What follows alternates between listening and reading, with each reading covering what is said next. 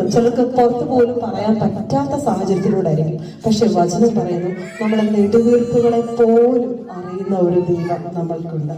നമ്മളെ കൺമണി പോലെ കാക്കുന്ന, പെറ്റമ്മ മറന്നാലും മറക്കാത്ത ഒരു ദൈവം നമുക്ക് കൂടെയുണ്ട്. ആ ദൈവം മഹാകരുണയുള്ളവനും മഹാദയുള്ളവനും ആവുന്നു.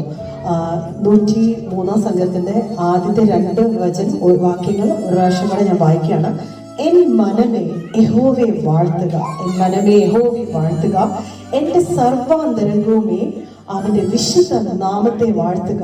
എൻ മനമേ യഹോവയെ വാഴ്ത്തുക, അവന്റെ ഉപകാരങ്ങളെ ഒന്നും മറക്കരുത്. ഈ വർഷത്തിന്റെ അവസാനം വന്നിരിക്കുക, നമുക്ക് നന്ദി പറയാം. ഒരു ഗ്രേറ്റ്ഫുൾ ഹാർട്ടാണ് നമുക്ക് ദൈവത്തിന് കൊടുക്കാൻ പറ്റുന്നത് ഏറ്റവും ബ്യൂട്ടിഫുൾ ഗിഫ്റ്റ്. ഒരു ഗ്രേറ്റ്ഫുൾ ഹാർട്ട്. ഈ വർഷത്തിൽ ദൈവം നടത്തിയ ആ വഴികളെയൊക്കെ ഒന്ന് ഓർത്ത്, ഓരോ ദിവസം ദൈവം നടത്തിയ സ്നേഹത്തിനെ ഓർത്ത് നമുക്ക് എല്ലാവർക്കും ദൈവത്തിന് നന്ദി പറയാം.